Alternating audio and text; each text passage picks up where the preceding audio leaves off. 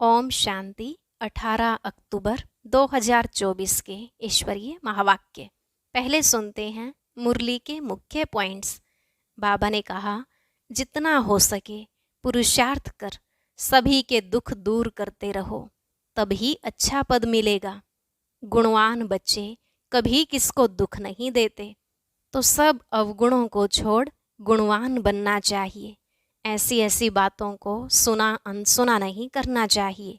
हर एक को अपने ऊपर रहम करना है। कभी किसी बात में घाटा नहीं डालना। याद से ही ऊंच पद मिलेगा, इसलिए कोशिश ऐसी करो जो याद में बुद्धि इधर उधर ना भटके। फिर बाबा ने कहा, विकारी कुल की सारी मर्यादाओं को छोड़ बुद्धि से उनका संन्यास करना है। इस विकारी दुनिया का कुछ भी अच्छा न लगे। यहाँ तो सब विकर्म करने वाले हैं। माया बहुत धोखा देने वाली है, इसलिए मनसा वाचा कर्मणा जबान पर भी बहुत खबरदारी चाहिए। हर एक कर्मेंद्रिय पर खबरदारी रखनी है। बाप तुम्हारी सब आशाएं पूर्ण करने आए हैं, इसलिए अभी कोई क्रिमिनल आश नहीं होनी चाहिए। एक ही आशा रखो कि हम जल्दी पावन बने। लास्ट में बाबा ने कहा, सदा सुख की लहरों में लहराते रहो। जो बच्चे अच्छी रीति गुण धारण करते हैं वह बहुत मीठे लगते हैं। बच्चों में मीठा गुण देख बाप की भी दिल खुश होती है। अगर कोई नाम बदनाम करते हैं तो उनको ट्रिपल दंड मिलता है, क्योंकि बाप, टीचर, सतगुरु तीनों की निंदा कराई ना। अगर सदा श्रीमत पर चलते रहो तो बहुतों का कल्याण हो सकता है। अब सुनते हैं महावाक्यों को विस्तार से। बाबा ने कहा, मीठे बच्चे, बाप आया है तुम्हें गुलगुल फूल बनाने। तुम फूल बच्चे कभी किसी को दुख नहीं दे सकते, सदा सुख देते रहो। प्रश्न, किस एक बात में तुम बच्चों को बहुत बहुत खबरदारी रखनी है? उत्तर, मनसा वाचा कर्मणा, अपनी जबान पर बड़ी खबरदारी रखनी है। बुद्धि से विकारी दुनिया की सब लोक लाज, कुल की मर्यादाएं भूलनी है। अपनी जांच करनी है कि हमने कितने दिव्य गुण धारण किए हैं। लक्ष्मी नारायण जैसे सिविलाइज्ड बने हैं, कहाँ तक गुलगुल फूल बने हैं। ओम शांति। शिव बाबा जानते हैं यह हमारे बच्चे आत्माएं हैं। तुम बच्चों को आत्मा समझ शरीर को भूल शिव बाबा को याद करना है। शिव बाबा कहते हैं, मैं तुम बच्चों को पढ़ाता हूँ। शिव बाबा भी निराकार है, तुम आत्माएं भी निराकार हो। यहाँ आकर पार्ट बजाते हो, बाप भी आकर पार्ट बजाते हैं। यह भी तुम बच्चे जानते हो, ड्रामा प्लान अनुसार बाप हमको आकर गुलगुल बनाते हैं। तो सब अवगुणों को छोड़ गुणवान बनना चाहिए। गुणवान कभी किसको दुख नहीं देते, सुना अनसुना नहीं करते। कोई दुखी है तो उसका दुख दूर करते हैं। बाप भी आते हैं तो सारी दुनिया के दुख जरूर दूर होने हैं। बाप तो श्रीमत देते हैं, जितना हो सके पुरुषार्थ कर सभी के दुख दूर करते रहो। पुरुषार्थ से ही अच्छा पद मिलेगा। पुरुषार्थ न करने से पद कम हो जाएगा, वह फिर कल्प कल्पांतर का घाटा पड़ जाता है। बाप बच्चों को हर बात समझाते हैं। बच्चे अपने को घाटा डालें, यह बाप नहीं चाहता। दुनिया वाले फायदे और घाटे को नहीं जानते, इसलिए बच्चों को अपने पर रहम करना है, श्रीमत पर चलते रहना है। भल बुद्धि इधर उधर भागती है तो भी कोशिश करो, हम ऐसे बेहद के बाप को क्यों नहीं याद करते हैं, जिस याद से ही ऊंच पद मिलता है। कम से कम स्वर्ग में तो जाते हैं, परंतु स्वर्ग में ऊंच पद पाना है। बच्चों के माँ बाप कहते हैं ना, हमारा बच्चा स्कूल में पढ़कर ऊंच पद पाए। यहाँ तो किसको भी पता नहीं पड़ता। तुम्हारे संबंधी यह नहीं जानते कि तुम क्या पढ़ाई पढ़ते हो। उस पढ़ाई में तो मित्र संबंधी सब जानते हैं। इसमें कोई जानते हैं, कोई नहीं जानते हैं। कोई का बाप जानता है तो भाई बहन नहीं जानते, कोई की माँ जानती है तो बाप नहीं जानता, क्योंकि यह विचित्र पढ़ाई और विचित्र पढ़ाने वाला है। नंबरवार समझते हैं। बाप समझाते हैं, भक्ति तो तुमने बहुत की है, सो भी नंबरवार। जिन्होंने बहुत भक्ति की है वही फिर यह ज्ञान भी लेते हैं। अब भक्ति की रस्म रिवाज पूरी होती है। आगे मीरा के लिए कहा जाता था, उसने लोक लाज कुल की मर्यादा छोड़ी। यहाँ तो तुमको सारे विकारी कुल की मर्यादा छोड़नी है, बुद्धि से सबका संन्यास करना है। इस विकारी दुनिया का कुछ भी अच्छा नहीं लगता है। विकर्म करने वाले बिल्कुल अच्छे नहीं लगते हैं, वह अपनी ही तकदीर को खराब करते हैं। ऐसा कोई बाप थोड़े ही होगा जो बच्चों को किसको तंग करता हुआ पसंद करेगा, वह न पढ़ता पसंद करेगा। तुम बच्चे जानते हो, वहाँ ऐसे कोई बच्चे होते नहीं। नाम ही है देवी देवता। कितना पवित्र नाम है। अपनी जांच करनी है, हमारे में दैवी गुण हैं। सहनशील भी बनना होता है। बुद्धि योग की बात है। यह लड़ाई तो बहुत मीठी है। बाप को याद करने में कोई लड़ाई की बात नहीं है। बाकी हाँ, इसमें माया विघ्न डालती है, उनसे संभाल करनी होती है। माया पर विजय तो तुमको ही पानी है। तुम जानते हो, कल्प कल्प हम जो कुछ करते आए हैं, बिल्कुल एक्यूरेट वही पुरुषार्थ चलता है जो कल्प कल्प चलता आया है। तुम जानते हो, अभी हम पद्मा पदम भाग्यशाली बनते हैं, फिर सतयुग में अथाह सुखी रहते हैं। कल्प कल्प बाप ऐसे ही समझाते हैं। यह कोई नई बात नहीं, यह बहुत पुरानी बात है। बाप तो चाहते हैं बच्चे पूरा गुलगुल बने। लौकिक बाप की भी दिल होगी ना, हमारे बच्चे गुलगुल बने। पारलौकिक बाप तो आते ही हैं कांटों को फूल बनाने। तो ऐसा बनना चाहिए ना। मनसा वाचा कर्मणा, जबान पर भी बहुत खबरदारी चाहिए। हर एक कर्मेंद्रिय पर बड़ी खबरदारी चाहिए। माया बहुत धोखा देने वाली है, उनसे पूरी संभाल रखनी है। बड़ी मंजिल है। आधा कल्प से क्रिमिनल दृष्टि बनी है, उनको एक जन्म में सिविल बनाना है, जैसे इन लक्ष्मी नारायण की है। यह सर्वगुण संपन्न है ना, वहाँ क्रिमिनल दृष्टि होती नहीं। रावण ही नहीं, यह कोई नई बात नहीं। तुमने अनेक बार यह पद पाया है। दुनिया को तो बिल्कुल पता नहीं है कि यह क्या पढ़ते हैं। बाप तुम्हारी सब आशाएं पूर्ण करने आते हैं। अशुभ आशाएं रावण की होती हैं, तुम्हारी हैं शुभ आशाएं। क्रिमिनल कोई भी आश नहीं होनी चाहिए। बच्चों को सुख की लहरों में लहराना है। तुम्हारे अथाह सुखों का वर्णन नहीं कर सकते, दुखों का वर्णन होता है, सुख का वर्णन थोड़ी ही होता है। तुम सब बच्चों की एक ही आशा है कि हम पावन बने। कैसे पावन बनेंगे, सो तो तुम जानते हो कि पावन बनाने वाला एक बाप ही है। उसकी याद से ही पावन बनेंगे। फर्स्ट नंबर नई दुनिया में पावन यह देवी देवता ही हैं। पावन बनने में देखो ताकत कितनी है।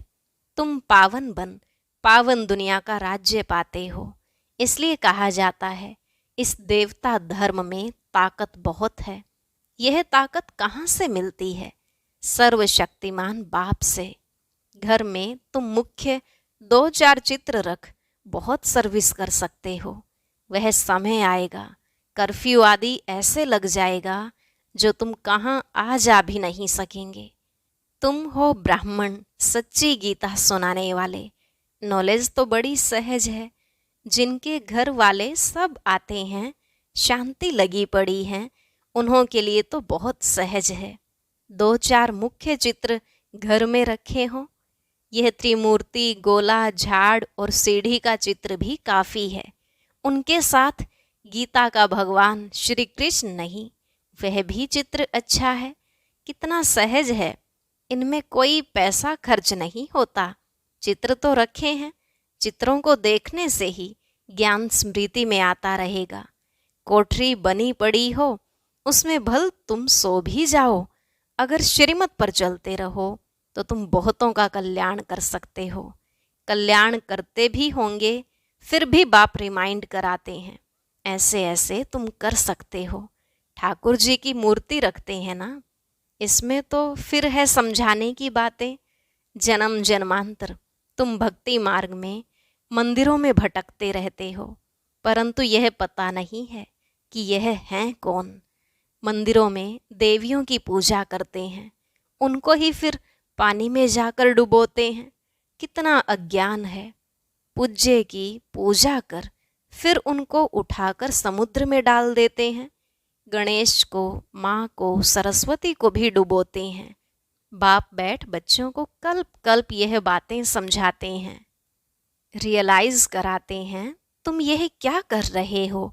बच्चों को तो नफरत आनी चाहिए, जबकि बाप इतना समझाते रहते हैं, मीठे मीठे बच्चों तुम यह क्या करते हो। इनको कहते ही हैं विषय वैतरणी नदी। ऐसे नहीं वहाँ कोई क्षीर का सागर है, परंतु हर चीज़ वहाँ ढेर होती है। कोई चीज़ पर पैसे नहीं लगते, पैसे तो वहाँ होते ही नहीं हैं। सोने के ही सिक्के देखने में आते हैं, जबकि मकानों में ही सोना लगता है। सोने की ईंटें लगती हैं, तो सिद्ध होता है वहाँ सोने चांदी का मूल्य ही नहीं। यहाँ तो देखो कितना मूल्य है। तुम जानते हो एक एक बात में वंडर है। मनुष्य तो मनुष्य ही हैं, यह देवता भी मनुष्य हैं, परंतु इनका नाम देवता है। इन्हों के आगे मनुष्य अपनी गंदगी जाहिर करते हैं। हम पापी नीच हैं, हमारे में कोई गुण नहीं है। तुम बच्चों की बुद्धि में एम ऑब्जेक्ट है, हम यह मनुष्य से देवता बनते हैं। देवताओं में दैवी गुण है, यह तो समझते हैं। मंदिरों में जाते हैं, परंतु यह नहीं समझते कि यह भी मनुष्य ही हैं। हम भी मनुष्य हैं, परंतु यह दैवी गुण वाले हैं, हम आसुरी गुणों वाले हैं। अभी तुम्हारी बुद्धि में आता है हम कितने नालायक थे। इन्हों के आगे जाकर गाते थे आप सर्वगुण संपन्न। अभी बाप समझाते हैं यह तो पास्ट होकर गए हैं। इनमें दैवी गुण थे, अथाह सुख थे, वही फिर अथाह दुखी बने हैं। इस समय सभी में 5 विकारों की प्रवेशता है। अभी तुम विचार करते हो कैसे हम ऊपर से गिरते गिरते एकदम पट आकर पड़े हैं। भारतवासी कितने साहूकार थे, अभी तो देखो कर्जा उठाते रहते हैं। तो यह सब बातें बाप ही बैठ समझाते हैं, और कोई बता ना सके। ऋषि मुनि भी नेति नेति कहते थे, अर्थात हम नहीं जानते। अभी तुम समझते हो, वह तो सच कहते थे। न बाप को न रचना के आदि मध्य अंत को जानते थे। अभी भी कोई नहीं जानते हैं सिवाय तुम बच्चों के। बड़े बड़े सन्यासी महात्माएं कोई नहीं जानते। वास्तव में महान आत्मा तो यह लक्ष्मी नारायण है ना, एवर प्योर हैं। यह भी नहीं जानते थे तो और कोई कैसे जान सकते। कितनी सिंपल बातें बाप समझाते हैं, परंतु कई बच्चे भूल जाते हैं। कई अच्छी रीति गुण धारण करते हैं तो मीठे लगते हैं। जितना बच्चों में मीठा गुण देखते हैं तो दिल खुश होती है। कोई तो नाम बदनाम कर देते हैं। यहाँ तो फिर बाप, टीचर, सतगुरु है, तीनों की निंदा कराते हैं। सत बाप, सत टीचर और सतगुरु की निंदा कराने से फिर ट्रिपल दंड पड़ जाता है। परंतु कई बच्चों में कुछ भी समझ नहीं है। बाप समझाते हैं ऐसे भी होंगे जरूर। माया भी कोई कम नहीं है, आधा कल्प पाप आत्मा बनाती है। बाप फिर आधा कल्प के लिए पुण्य आत्मा बनाते हैं, वह भी नंबरवार बनते हैं। बनाने वाले भी 2 हैं, राम और रावण। राम को परमात्मा कहते हैं, राम राम कहे फिर पिछाड़ी में शिव को नमस्कार करते हैं, वही परमात्मा है। परमात्मा के नाम गिनते हैं। तुमको तो गिनती की दरकार नहीं। यह लक्ष्मी नारायण पवित्र थे ना। इन्हों की दुनिया थी जो पास्ट हो गई, उसको स्वर्ग नई दुनिया कहा जाता है। फिर जैसे पुराना मकान होता है तो टूटने लायक बन जाता है, यह दुनिया भी ऐसे है। अभी है कलयुग की पिछाड़ी। कितनी सहज बातें हैं समझने की, धारण करनी और करानी है। बाप तो सबको समझाने के लिए नहीं जाएंगे। तुम बच्चे अनगॉडली सर्विस हो। बाप जो सर्विस सिखलाते हैं वही सर्विस करनी है। तुम्हारी है गॉडली सर्विस ओनली। तुम्हारा नाम ऊंचे करने के लिए बाप ने कलश तुम माताओं को दिया है।